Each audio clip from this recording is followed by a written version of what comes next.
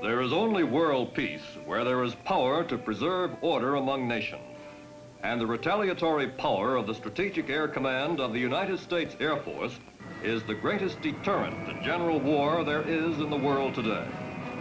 Its nuclear-armed bombers and missiles stand ready to counterattack any aggressor unwise enough to start a general war among the nations of our world.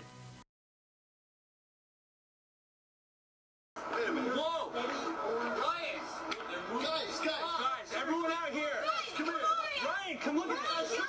It's about midnight on the first day of 2008 when a string of 9 lights heading from east to west are spotted over San Diego. There's a big commotion over in the corner. We could tell something really exciting was going on. Nat Coyle was among a group of college friends at a New Year's party in West Claremont. I looked up at what they were looking at, and right then and there, I knew it was a once-in-a-lifetime thing. So I had the camera on me, and I started to record. They all moved uniformly in a uniform speed. They moved in an arc. They didn't move in a straight line. Like I said, we live with a couple guys who are astrophysics majors, and they're sitting there, running through the list of possible things, and we ran out of things before we could identify what it was. Similar accounts have been coming to Fox 6 via email. Quote, they were very bright, almost an amber color. They were not jets, helicopters, or fireworks. There was no sound that we could hear or blinking as on an airplane. They were neither airplanes nor fireworks. Those are the anti-nuclear missiles. They were just much too bright and moving much too fast, and then disappearing over the horizon, like into the distance, not even disappearing, say, over the mountain or over the horizon, just disappearing into the distance. It was a little bizarre. Spooky a little bit. Yeah. A little bit. On July 29, 1952, at the Pentagon, a press conference was held. This is the actual official transcript of that conference. Among those participating were Major General Roger M. Ramey, Director of Operations, USAF, Colonel Donald L. Bauer, Technical Analysis Division, Air Technical Intelligence Center, and Captain Edward J. Ruppelt, Aerial Phenomenon Branch, Air Technical Intelligence Center.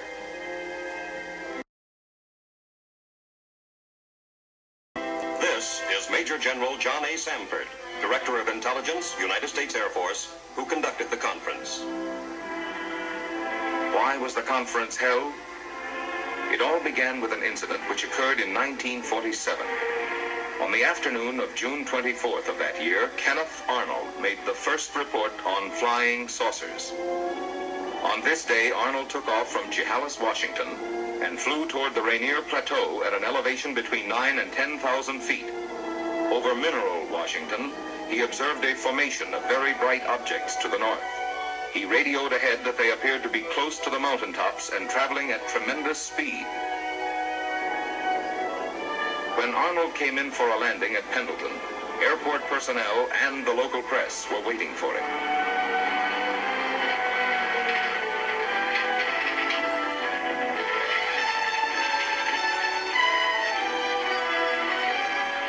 Arnold counted 9 objects in echelon formation. He observed that they had no tails and described them as saucer-shaped objects. The story was picked up by the wire services. He saw what? In the next 24 hours, virtually every newspaper in the country ran the story.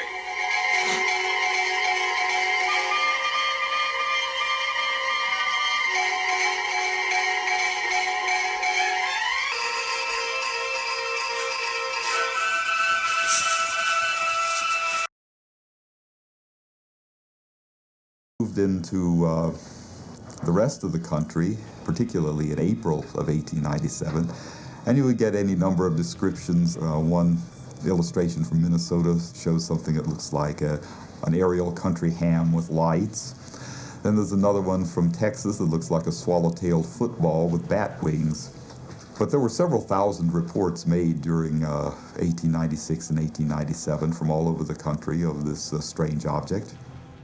And the newspapers over the next 2 months gave all sorts of illustrations of what this supposed secret invention looked like. Here,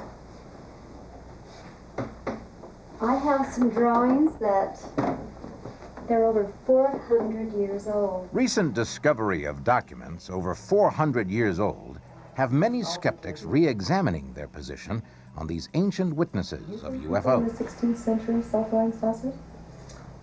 Whoever did these drawings apparently saw something. There were sightings in the 16th century as well, and these were usually ascribed to religious portents, signs from God. In August of 1566 in Basel, Switzerland, these large black globes floated in the sky, and in April 1561, these objects appeared over Nuremberg. When we enter into the 16th and 17th centuries, we enter into a golden age of UFO-type sightings. John Calvin said that a miracle happened every day. In one case from 1600, you can see a depiction of what they thought burning beams in the sky looked like, probably much more artificial looking in the illustration than they really were to observe, but they were the kind of thing that people became quite excited about in those days. People have seen some kind of strange objects in the sky for as long as we have any human records. We can look back to Roman historians like Livy, who would report that an object like a flying shield came passing through the sky. Is this a description 2,000 years old of the same UFOs seen in our century? There are descriptions of UFOs in documents even older than the Romans. Do you have anything even older? If you wanted to... Prior to the 16th century, most written records concerned religious problems. And here, the texts abound with rich descriptions of visitors from the skies. In this, it's called the Mahabharata. The Hindu epic poem, the Mahabharata, tells of events that happened about 1200 BC. One of the heroes of the poem is described as going up into heaven this way. On a gigantic beam of light which shone like the sun, and whose noise was like the thunder of a thunderstorm. A liftoff. Whoever wrote this witnessed some kind of a ship blasting off over 3,000 years ago. Well, it's just a poem. You don't think that men from outer space would have left more than a few drawings or a few poems. Many UFO researchers believe that exactly this kind of evidence can be found on the plains of Nazca in southern Peru. These lines are probably 2,000 years old, but the resemblance to a modern airport is quite striking.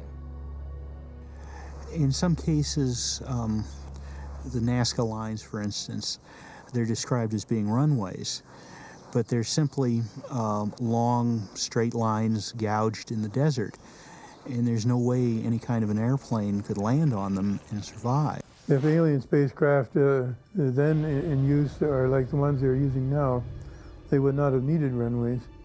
Perhaps these are some kind of navigational markings, because they're visible only from the air. If so, what were the interplanetary travelers bringing to Earth, or what were they taking away? I believe that there is substantial evidence that we were visited in ancient times by beings who wanted to help us to advance and progress. In Istanbul, for example, there is a strange map which had been made by the 16th century Turkish cartographer Piri Reis. And you say the Piri Reis map was made in 1513? If it has been dated accurately, this map was made in 1513, only 21 years after Columbus reached the Americas. Quite a complete map for that time. They show that Antarctica is a continent, a fact we didn't learn until the 19th century. I mean, look, this map shows mountains in Antarctica. And this map even shows mountains there that were not discovered until the 20th century. If you have doubts that some culture far in advance of ours has been helping us along, you should look at some of the cultures of Mexico and Central America. You'll see, for example, a pyramid in Yucatan called El Castillo, the castle. Twice a year, exactly on the spring and autumn solstice, the sun aligns across those steps in such a way as to cast an eerie shadow, the image of a giant snake crawling down the pyramid. The snake represents Kukulkan, the Mayan god who supposedly created all life on Earth. The local legend has it that Kukulkan himself ordered the pyramid at Chichen Itza built in this way. The Mayan pyramid works as a calendar. It predicts exactly 365 1/4 days. For people who had no other calendar, this signal of planting and harvesting season meant life and death. I believe they had somebody to help them figure this all out.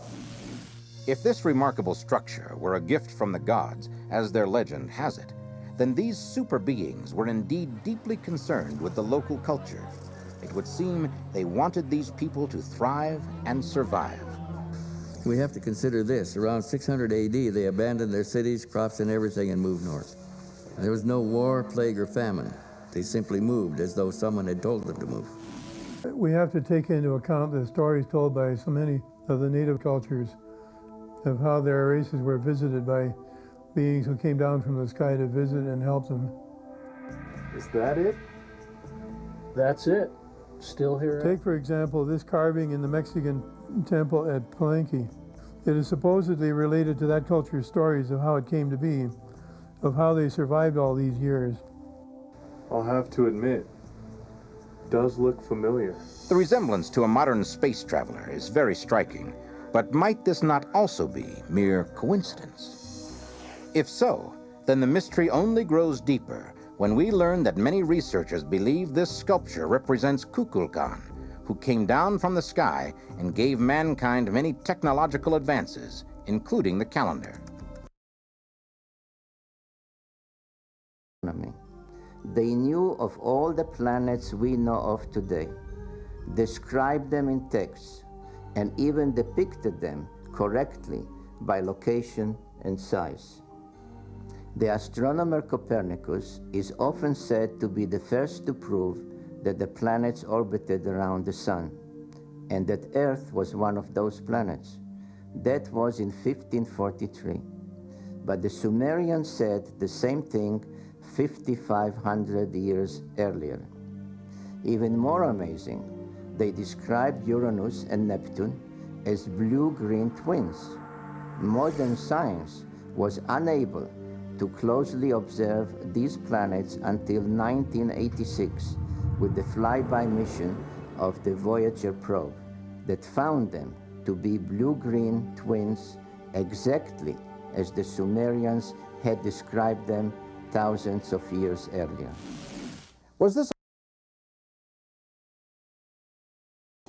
Does this explain why ancient depictions of visitors from the sky often resemble human beings? Have we traced the first UFO and discovered ourselves? The modern UFO belief system, in a way, has become part of modern American society's creation myth. You have these all-powerful beings who are responsible for everything we do not understand. In a way, they're equivalent to Zeus and Hercules in Greek and Roman mythology. So in a way, they are just the latest chapter in the great human mythological story. Headline edition, July 8, 1947. The Army Air Forces has announced that a flying disc has been found and is now in the possession of the Army. Army officers say the missile, found sometime last week, has been inspected at Roswell, New Mexico.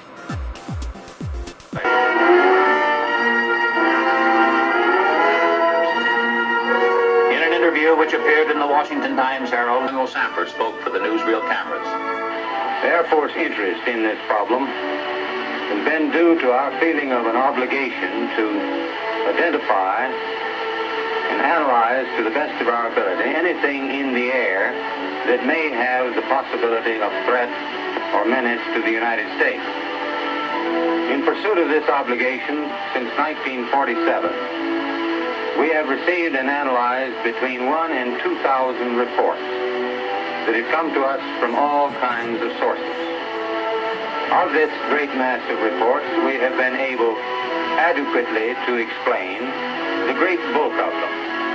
explain them to our own satisfaction. We've been able to explain them as hoaxes, as erroneously identified friendly aircraft, as meteorological or electronic phenomena, or as light aberrations. However, there have been a certain percentage of this volume of reports that have been made by credible observers of relatively incredible things. It is this group of observations that we now are attempting to resolve. We have, as of date, come to only one firm conclusion with respect to this remaining percentage, and that is that it does not contain any pattern of purpose or of consistency that we can relate to any conceivable threat to the United States. We can say that the recent sightings are in no way connected with any secret development by any agency of the United States.